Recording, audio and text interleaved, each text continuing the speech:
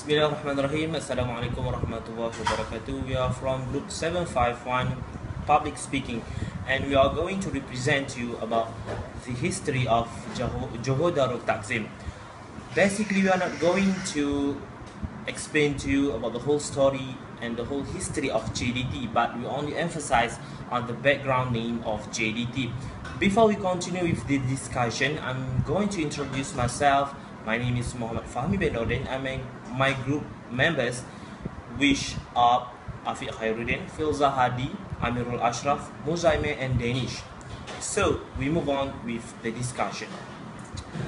JDT. Usually, we know that JDT stands for Johor Darul Takzim, but in this context, JDT known as Johor, Dengkis and Tepuk.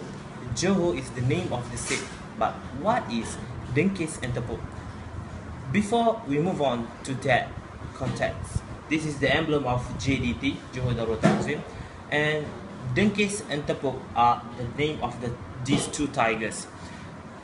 For the right side, it is known as Tepuk, and for the left side, it is known as Dengkis.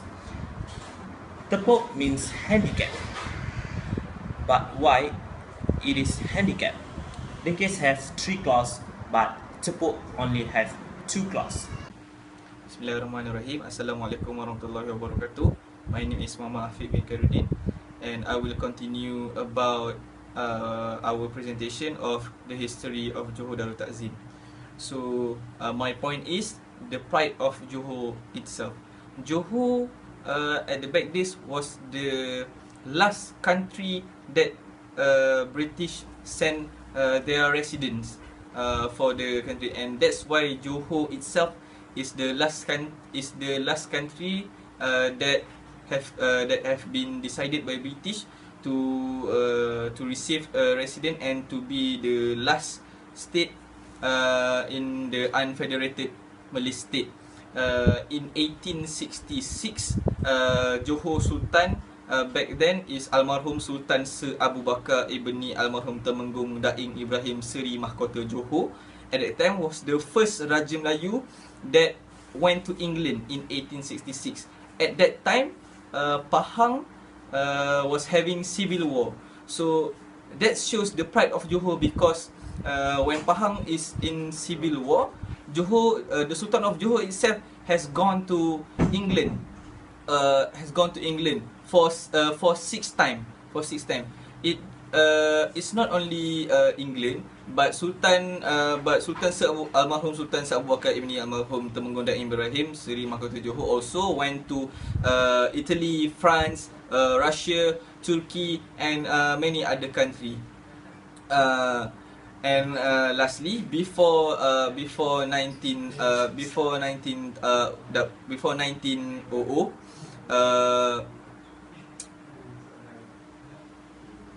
with that, I thank you.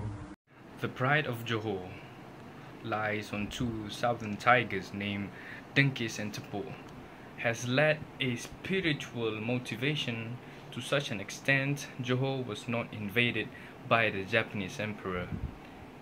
There have been traces of crippled tigers roaming around that area in the early 18th, and there are also claw marks which are to be found on the early buildings of Johor, the palace, and also uneven footsteps proving that the tiger really are crippled at that time.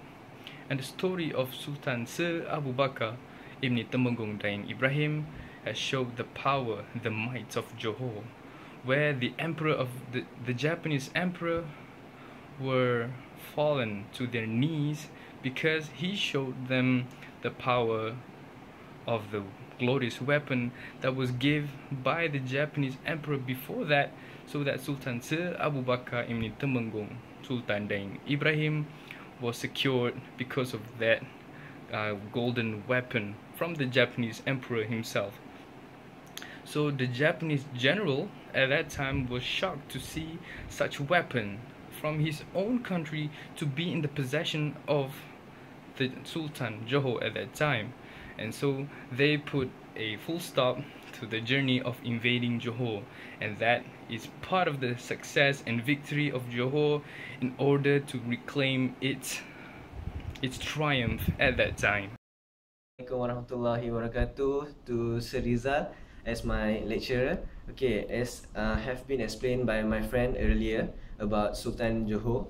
Okay, Sultan Johor yang di-Pertuan he was been selected to be Yang di-Pertuan Agong, but even he have been given the power, he refused it because if we want to know the detailed information, we can search it in the Google. Okay, even though he is not the first Yang di-Pertuan Agong because he reject to get the positions, but Sultan Johor face still been portrayed in ringgits until now. As we can see now, the 5 ringgit, this is the new 5 ringgit. We can see the Sultan Johor here. So why? What is the speciality of Sultan Johor? That's why Johor is special. Thank you very much from me. Thank you. Okay, with that, we conclude our presentation on JDT, the name JDT, and just as a conclusion, I'm going to sum up what we've learned and what's been presented by my group mates earlier. And it's about Dengkis and Tepuk, the two tigers which are in the emblem of Johor. And we also learned about the pride of Johor, where Johor was the last state to receive a resident system in 1866.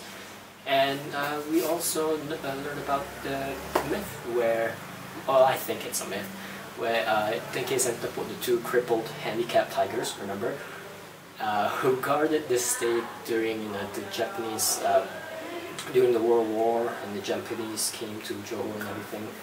And we also learned about how Sultan Johor is on the ringgit, and he still is apparently. And yeah, thank you so much for watching our presentation, all 6-7 minutes of it. And with that, I end our speech, I end our presentation, excuse me there, and have a good day.